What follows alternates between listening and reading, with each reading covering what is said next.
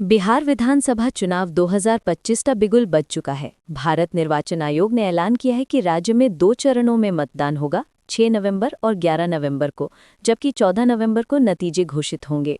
इस बार 7.43 करोड़ मतदाता बिहार की सियासत की दशा और दिशा तय करेंगे, जिसमें 14 लाख युवा और नए मतदाता निर्णायक भूमिका निभा सकते हैं। मुजफ्फरपुर के जिलाधिकारी ने प्रेस कॉन्फ्रेंस में बताया कि जिले के 11 विधानसभा क्षेत्रों में पहले चरण में 6 नवंबर को वोटिंग होगी। निष्पक्ष और सुरक्षित मतदान के लिए प्रशासन ने पुख्ता इंतजाम किए हैं, जिसमें ईवीएम की जांच और मतदान केंद्रों पर कड़ी सुरक्षा शामिल है।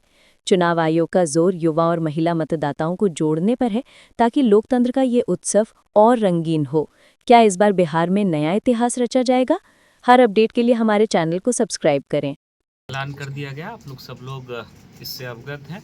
2 फेज़ में पूरे राज्य में चुनाव होना है और हमारे ज़िले में, मुजफ्फरपुर ज़िले में जो 11 असेंबली कॉन्स्टिट्यूएंसीज़ हैं, सभी में फर्स्ट फेज़ में चुनाव होना है, जिसमें जो गजट नोटिफिकेशन है वो 10 अक्टूबर से होगा और नॉमिनेशन भी 10 अक्टूबर से प्रारंभ हो जाएगा। जो लास्ट डेट है नॉमिनेशन का वो 17 अक्टूबर है।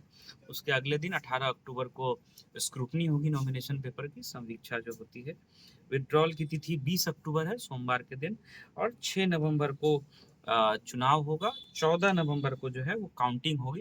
तो हम लोगों की तैयारियां काफ़ी पहले से चल रही थी। प्रशिक्षण हमारा चल रहा है, जो हमारे कार्मिक जो भी चुनाव की विभिन्न गतिविधियों के संपादन में जिनकी सेवाएं लेंगे, उनका प्रशिक्षण चल रहा है। ईवीएम की एफएलसी हो गई है और ईवीएम के प्रिपरेशन का काम जो भी ईसीआई का डायरेक्शन है उसके अनुरूप हम लोग कराना बहुत जल्दी शुरू करेंगे। उसके अलावा आप लोग इससे भी अवगत हैं कि चुनाव की तिथियों की घोषणा के साथ ही आदर्श आचार संहिता प्रभावी हो जाती है और उसको लेकर के भी जो हम लोगों की तैयारियां हैं, शुरुआत के जो 72 आवर्स होते हैं उसमें कई तरह की प्रशासनिक उसको लेकर के तैयारियां करनी होती है, तो वो हम लोग इमीडिएटली स्टार्ट करेंगे। किसी भी तरह का जुलूस, किसी भी तरह की सभा ये बिना परमिशन के नहीं होगी। इसको उचित फोरम से, अप्रोप्रिएट जो अथॉरिटी है वहाँ से परमिशन लेना होगा, चाहे वो पॉलिटिकल पार्टी के रिप्रेजेंटेटिव हो या राजनीतिक दल का कार्यक्रम हो या कोई भी इंडिविजुअल हो। तो राजनीतिक किसी भी तरह के कार्यक्रम के लिए परमिशन की आवश्यकता होगी। ये एक महत्वपूर्ण जो है एमसीसी के इन्फोर्स होने के बाद से एक महत्वपूर्ण बदलाव शुरू हो जाता है। इसके अतिरिक्त जो हम लोग सभाएं या जुलूस के लिए जो हम लोग परमिशन देते हैं, तो सिंगल विंडो सिस्टम हमारा इमिडिएटली फंक्शनल हो जाएगा।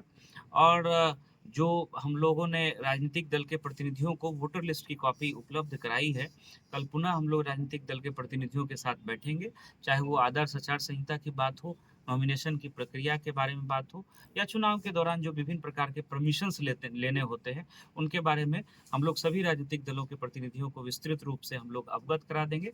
कुछ जो नए बदलाव हैं उनके बारे में मैं आपको बताना चाहूँगा, जो ईसीआई के स्तर से हुआ है। सभी बूथों पर जो है मोबाइल फ़ोन रखने की सुविधा होगी। एक हमारे कर्मी रहेंगे, कोई भी मतदाता अगर मोबाइल फ़ोन लेकर के आते हैं तो वो वहाँ जमा कर सकते हैं और मतदान के बाद फिर मोबाइल फ़ोन वहाँ से प्राप्त करके अपने घर को वापस हो सकते हैं। इसके अतिरिक्त पहले 200 मीटर की परिधि के बाहर ही राजनीतिक दल के प्रतिनिधियों या कैंडिडेट्स को, पॉलिटिकल पार्टीज को बूथ लगाने की व्यवस्था होती थी, जहां वो मतदाताओं को आवश्यक सहायता उपलब्ध कराते थे। अब उस दूरी को घटा करके 100 मीटर कर दिया गया है। 100 मीटर की परिधि के बाहर राजनीतिक दल के जो बूथ्स हैं वो बनाए जा सकते हैं, हमारे पोलिंग बूथ के 100 मीटर के बाहर। तीसरा महत्वपूर्ण बदलाव है कि 100% बूथों पर वेबकास्टिंग होगी, लाइव वेबकास्टिंग, जिसको कि ईसीआई सीओ ऑफिस और जिला पदाधिकारी का, जो जिला निर्वाचन पदाधिकारी का जो कार्यालय होता है वहाँ उसकी स्ट्रिक्ट मॉनिटरिंग होगी। ये कुछ महत्वपूर्ण बदलाव हैं। इसके अतिरिक्त क्रिमिनल एंटीसीडेंट जिन भी कैंडिडेट्स का है उनको 3 बार इलेक्ट्रॉनिक और 3 बार प्रिंट मीडिया में वो सारी सूचनाएं देनी होती हैं, पॉलिटिकल पार्टीज को भी देनी होती है। इसके बारे में भी हम लोग कल पॉलिटिकल पार्टीज को अवगत कराएंगे। और जो भी चुनाव की प्रक्रिया है उसके संबंध में जो विभिन्न हमारे स्टेक होल्डर्स हैं, सबके साथ हम लोग बात करके और हम लोग समन्वय स्थापित करके ईसीआई के दिशा निर्देश के अनुरूप बहुत शांतिपूर्ण निष्पक्ष तरीके से चुनाव संपन्न वेबकास्ट होगा, उसका डिस्प्ले हमारे कंट्रोल रूम में रहेगा। पटना में जो सीओ सर का ऑफिस होता है, मुख्य निर्वाचन पदाधिकारी का, वहाँ होगा। और ईसीआई में दिल्ली में उसकी लिंक रहती है, उसकी रिगरस जो है वो मॉनिटरिंग होगी, किसी तरह से कहीं पर भी कोई गड़बड़ी नहीं होने पाए। लॉ एंड ऑर्डर को लेकर के सीएपीएफ की जो पैरामिलिट्री फोर्सेस की कंपनीज काफ़ी संख्या में आनी जिले में शुरू हो गई हैं। हम लोग जो एरिया डोमिनेशन का एक्सरसाइज करते हैं वो हम लोग इमीडिएटली स्टार्ट करेंगे।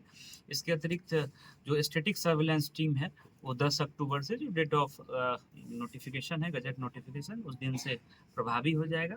फ्लाइंग स्क्वाड की टीम हमारी वो घोषणा के साथ ही प्रभावी हो जाती है। कहीं पर कोई शिकायत आती है तो फ्लाइंग स्क्वाड को पहुंच करके उसकी जांच करनी होती है। सी विजिल ऐप वगैरह है जहां 100 मिनट के अंदर जो भी उस पर शिकायत आती है उसका निराकरण करना होता है।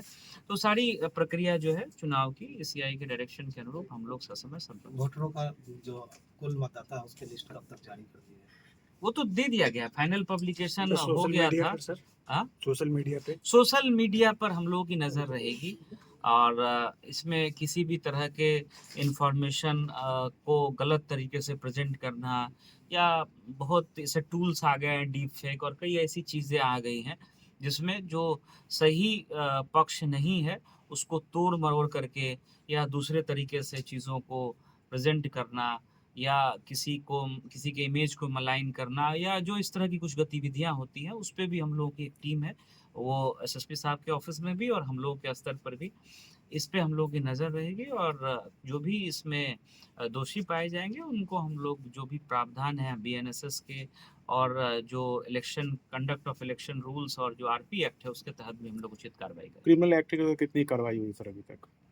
मतलब सीसीए वगैरह की सीसीए में 380 से ज़्यादा लोगों पर हम लोगों ने सीसीए की कार्रवाई की है और बॉन्ड डाउन 9,000 से ज़्यादा लोगों पर हुआ है। नोटिस 15,000 के लगभग ऐसे जो असामाजिक तत्व हैं जो चुनाव को डिस्टर्ब कर सकते हैं उनको हम लोगों ने नोटिस किया है। 9,000 लोगों से बॉन्ड ले भी लिया गया है। इसको हम लोग और तेज़ी से ऐसे लोगों को चिन्हित करके कार्रवाई करेंगे और सीसीए 380 से ज़्यादा लोगों पर सीसीए के तहत हम लोगों ने जो है आदेश जारी करके उन लोगों को हम लोगों ने एक तरह से निरोध करने का प्रयास किया है।